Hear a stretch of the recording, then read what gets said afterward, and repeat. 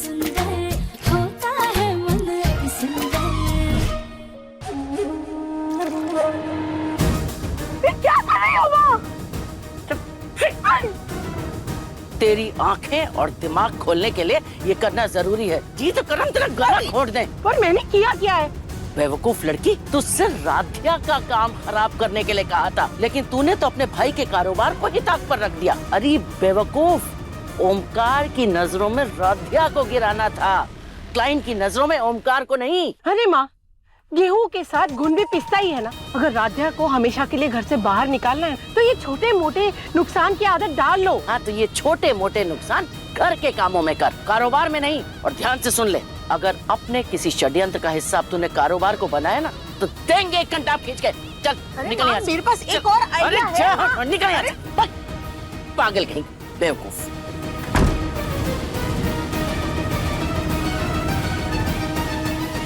क्या करें इस राधिया का?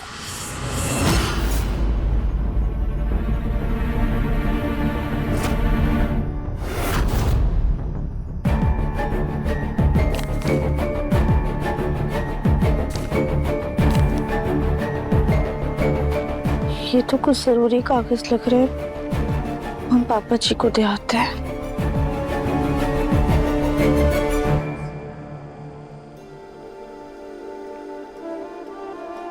ओमकार जी, आप ये जो इतनी टेंशन ले रहे हैं ना, ये दर्द उसी का नतीजा है। जो हुआ उसे भूल जाइए। 2 दिनों से आपने चैन की सांस तक नहीं ली है।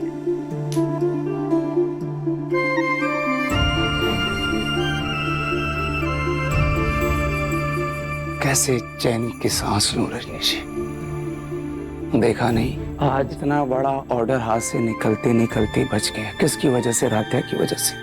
उसकी गैर जिम्मेदारियां दिन ब दिन बढ़ती जा रही हैं। ओमकार जी, हम मानते हैं कि राध्या से गलती हुई थी, लेकिन आप इस बात को नहीं झुठला सकते कि ऑर्डर को बचाया भी उसी ने।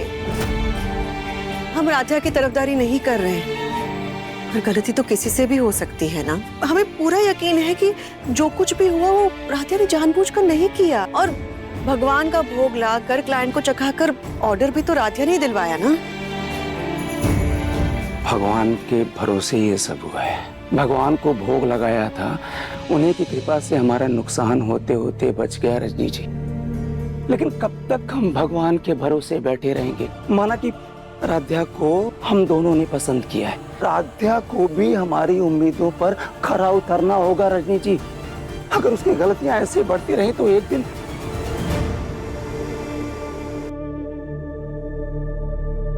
राध्या बेटा, तुम? जी वो हम जरूरी कागज लाए थे। अच्छा, यही टेबल पे रख दो।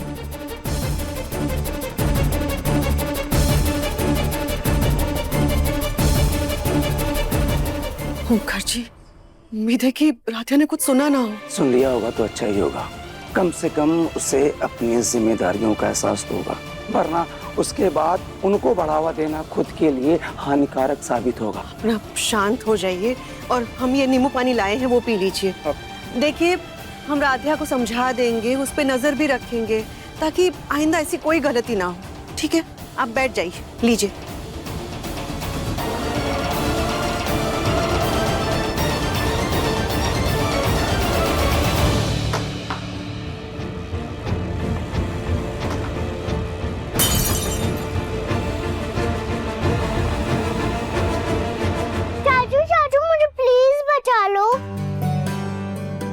अच्छा बेटा, हीरोइन तुम हो तो चाचू को विलन बना रही हो।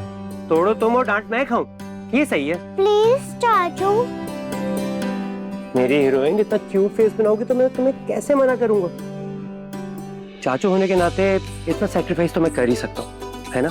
और वैसे भी मैं तो रोज ही डांट खाता हूँ, आज आपके हिस्से की भी खा लूंगा। चलो अब भागो यहाँ से, मैंने इसे साफ करता हूँ। ठीक है, चलो आजा, आराम से देख के। ये झाड़ू लाता हूँ।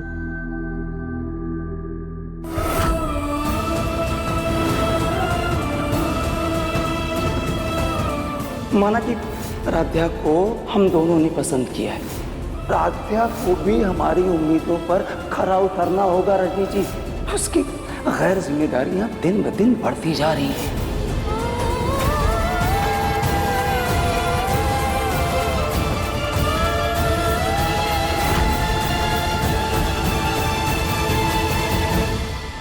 राध्या, राध्या वहां कहां से देखो।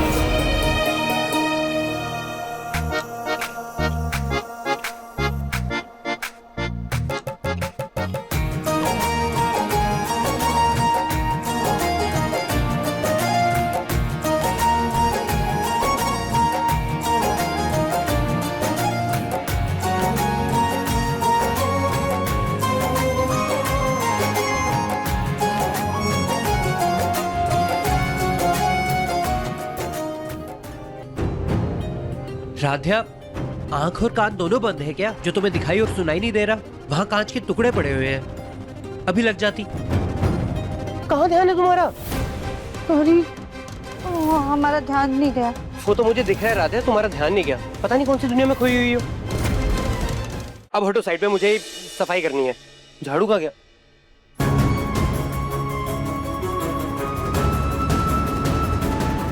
प्रथम सर, क्योंकि हम ये सब साफ कर देते हैं, वरना आपको लग जाएगी।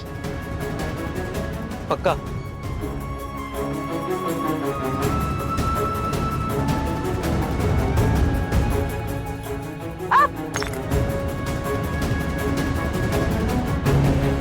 राध्या, क्या कर रही हो राध्या? मुझे साफ करने नहीं दिया और खुद चोट लगा ली। देखो कितना खून बह रहा है। चलो मैं तुम्हें पट्टी कर देता हूँ, आ जाओ। ये मैं किसी और को कह दूंगा साफ करने के लिए। आओ।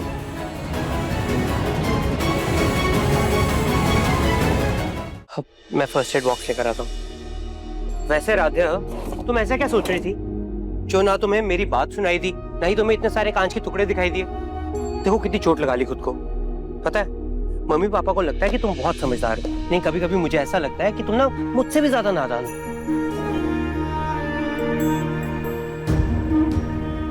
लो, अब तुम रो रही हो। आप रहने दीजिए, हम कर लेंगे।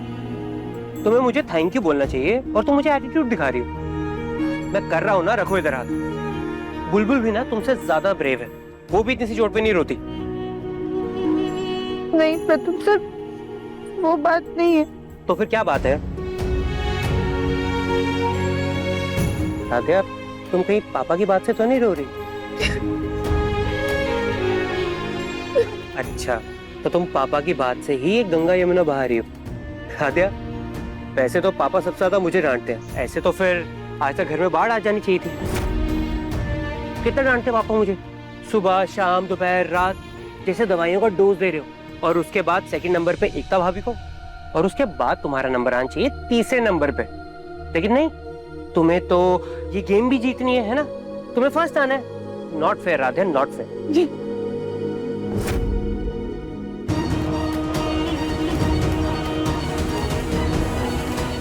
इन दोनों की नजदीकियां कुछ ज्यादा बढ़ रही हैं, हमें कुछ करना होगा। अति सुंदर शाम 7:30 बजे दंगल टीवी पर।